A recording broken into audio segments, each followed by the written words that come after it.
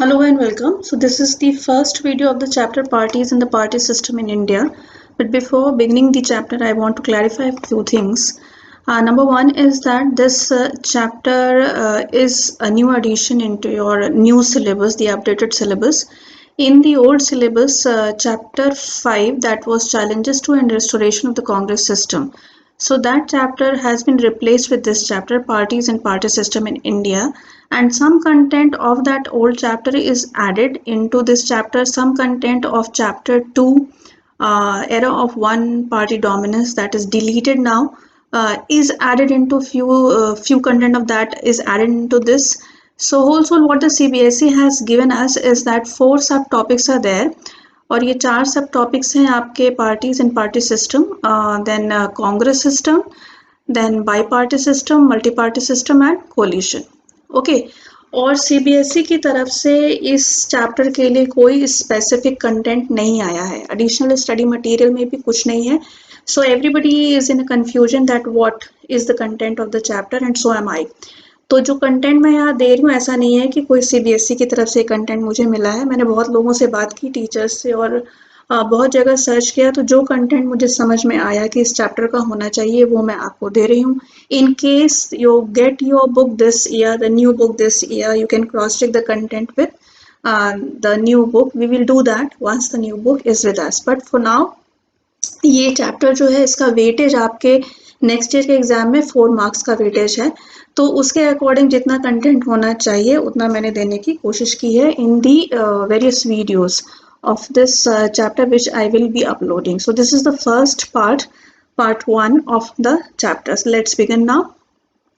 सबसे पहले political parties होती क्या है, what are political parties. So this actually political parties you all have done in class 10th. If you have done it, done your class 10th from CBSE, तो CBSE में civics वाले portion में एक chapter था political parties करके. तो जो basic content political parties का है वो आप वहाँ से कर सकते हैं, if you have the book still with you. Okay, so meaning is that political party is a group of people who come together to contest elections and hold power. ये जो है ये यहाँ का कीवर्ड है इस political party का, contest election and hold power. बहुत सारे ऑर्गेनाइजेशन होते हैं और बहुत सारे ऑर्गेनाइजेशंस पॉलिटिकल फील्ड में काम भी करते हैं, बट हम उनको पॉलिटिकल पार्टी तब तक नहीं कहेंगे जब तक कि उनका main purpose is not to contest election and hold power. तो मेन पर्पस क्या होना चाहिए, कंटेस्ट इलेक्शन और hold power. They agree on some policies and programs for the society with a view to promote the collective good of the society.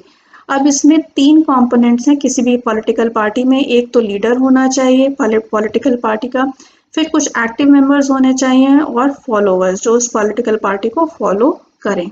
ठीक है, अब functions main क्या है ये सब आप लोग ने क्लास 10th में किया हुआ है, इसमें कुछ डिफिकल्टी नहीं होनी चाहिए. So first function becomes to contest election, to hold power. And how they contest election by putting forward different policies and programs. So जो policies and programs है वो पार्टी के एक मैनिफेस्टो रिलीज किया जाता है इलेक्शन के पहले, और उस मैनिफेस्टो में यूजुअली एक ऑफिशियल डॉक्यूमेंट उसको माना जाता है, putting forward the policies and programs of the party. Then if they come to power, they participate in making laws for the country, and this making laws is always in accordance with the different policies and programs of the party concerned. Then they form and run the government. It is the chief purpose of any political party. If they fail to form the government and win majority, they play the role of the opposition. As ruling party or opposition party, they are the key factor in shaping the public opinion in country.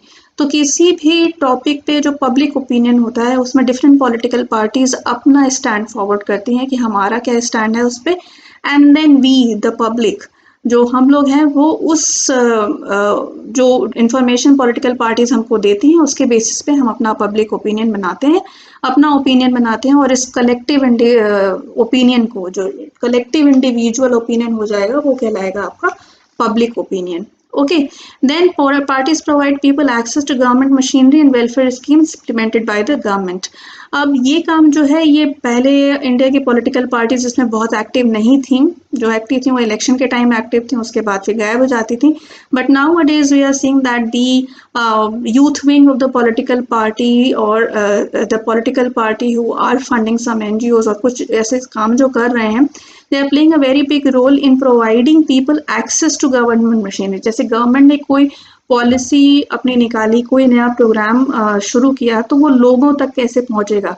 लोगों तक वो तब पहुंचेगा जब लोगों को उसकी जानकारी होगी और लोग एक्सेस कर पाएंगे उस ऑफिस को, उस अथॉरिटी को, कि वो उस स्कीम से फायदा उठा सके। तो ये जो बीच का काम होता है कि एक चेन की तरह, एक लिंक की तरह काम करना between the government and people, ये अब पॉलिटिकल पार्टीज बहुत जोर शोर से कर रही हैं। ठीक है, और इससे जो पब्लिक रिलेशंस हैं पार्टी के, वो बहुत स्ट्रॉन्ग होते हैं। तो these are the functions of political parties. Now, party system in India, many a times this is asked that whether India is a one party system, India has a one party system, bi-party और multi party system। देखिए किसी भी country में one party system को अगर आप हटा दीजिए, किसी भी कंट्री में, चाहे वो अगर बाई पार्टी सिस्टम या मल्टी पार्टी सिस्टम है, ये कहीं डिफाइंड नहीं होता है।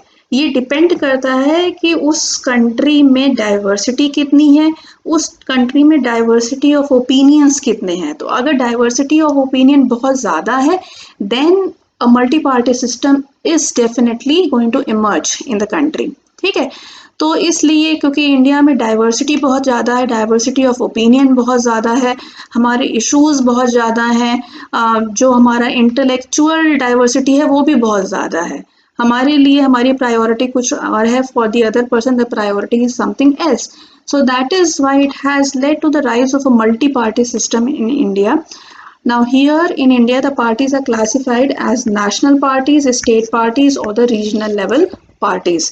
And this status is accorded to the parties by the Election Commission of India. तो जितनी भी पॉलिटिकल पार्टीज हैं उनको इलेक्शन कमीशन में खुद को रजिस्टर कराना पड़ता है। तो अगर पॉलिटिकल पार्टी कोई भी फॉर्म कर सकता है, हम और आप भी कर सकते हैं। तो if we form a political party, we have to just register it with the Election Commission of India. Okay, and then the Election Commission accords a special and unique election symbol to the registered party. अभी तक का जो data है, और ये data मैंने सीधे election commission की वेबसाइट से उठाया है, तो according to the latest data, the total number of parties registered is 2598. There are 8 national parties, 52 state parties and 2538 unrecognized parties in India. Now, which party is accorded the status of national party? National party किसको कहते हैं? तो ये जो 4 conditions यहाँ पर लिखी हुई, ये 3 कंडीशंस जो लिखी हैं, इनमें से any one condition, if the party fulfills, then it will be accorded the status of national party by the Election Commission of India. Okay, so any one condition is required to be fulfilled. So it has to be in a minimum of 2% of the seats in the Lok Sabha from at least 3 different states. तो minimum of 2% of seats, लोक सभा seats 543 हैं, 543 का अगर आप 2% निकालें तो around मेरे ख्याल से 11 ऐसा कुछ आएगा। तो उतनी सीट, 11 सीट्स आपको जीतनी है, वो भी 3 डिफरेंट स्टेट से। ऐसा नहीं है कि आप खाली यूपी से 11 सीट जीत गए या खाली बिहार से 11 सीट जीत गए तो हो जाएगा। 3 डिफरेंट स्टेट से वो 11 सीट्स आनी चाहिए। और या तो in the general elections the party must manage to win 6% of the votes. अब देखिए सीट्स और वोट्स डिफरेंट है। I hope you all remember the FPTP system कि सीट्स का मतलब होता है लोकसभा की सीट्स, और वोट्स का मतलब होता है कि जितने टोटल वैलिड वोट्स पड़े इलेक्शन में उसका 6%। ओके, तो 6% of the total valid votes in election if a party gets, okay, and win at least 4 Lok Sabha seats, तब भी उसको नेशनल पार्टी का स्टेटस दिया जाएगा। और the party is recognize as a state level party in 4 or more states. तो minimum 4 states में अगर वो पार्टी रिकॉग्नाइज है as a state level party. So according to this criteria 8 parties have fulfilled this criteria till now, and they are the Indian National Congress, then Bharatiya Janata Party, Bahujan Samaj Party, Communist Party of India, Communist Party of India Marxist, the Nationalist Congress Party, All India Trinamool Congress, and the latest addition is the National People Party. This party is of Meghalaya and it is recognized in June 2019 as the 8th national party of India. तो ये चीज़ें, अब जैसे ये है, इसको 1 marker में पूछा जा सकता है, ये है, इसको 4 मार्कर में पूछा जा सकता है। ओके, तो इस तरह से आप लोग समझते चलिए कि क्या क्या चीज़ें हैं जो एग्जाम में पूछी जा सकती हैं। Now these are the national political parties. I am going to just tell you in brief about them, and you can go to their official pages and get in detail what these different parties and their policies are. तो ये आपकी Indian national Congress है, जो हमारी oldest political party है India की, form by A.O.. Hume इन 1885, और कई बार इसके स्प्लिट्स हो चुके हैं, बहुत से बार।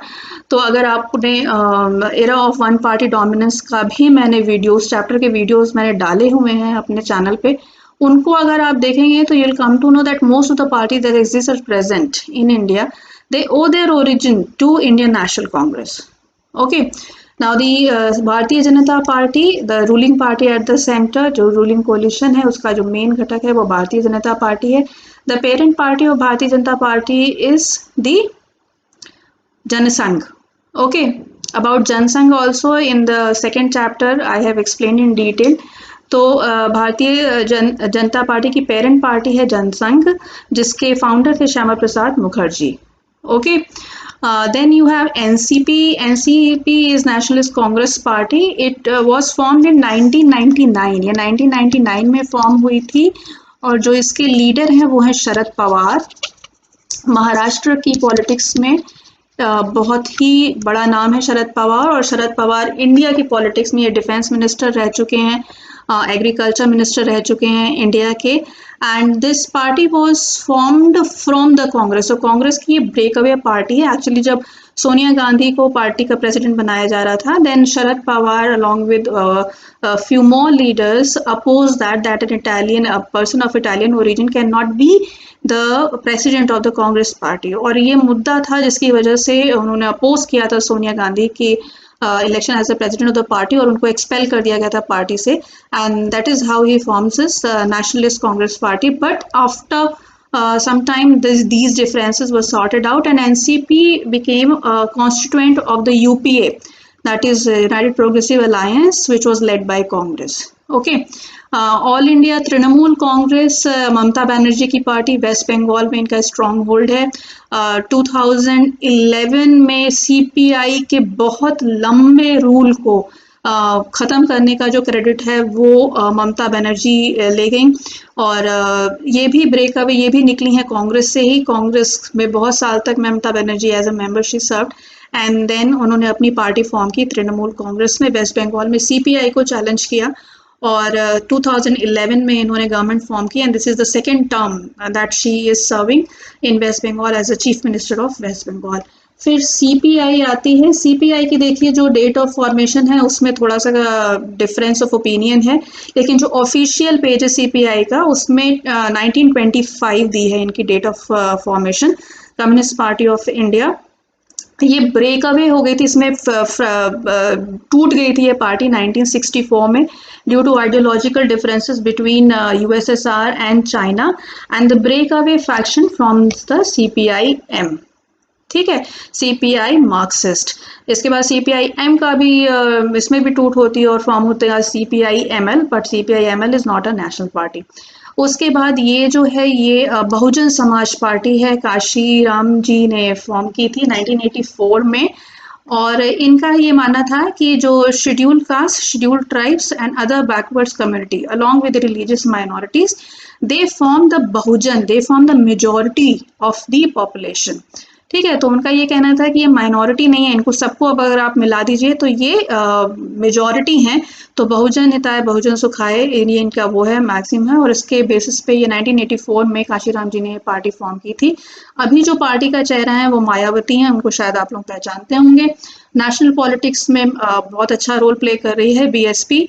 और पिछड़े वर्गों का जो वोट है वो वोट बैंक पे ये पार्टी उभरी, specially after the Mandal commission issue in the Indian politics.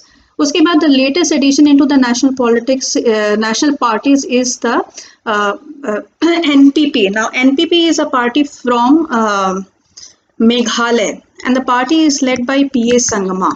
ठीक है, तो अभी मैंने आपको बताया कि एनसीपी कांग्रेस से ब्रेक अवे होकर बनी थी 1999 में, और इसमें शरद पवार के साथ उस समय पीए संगमा थे.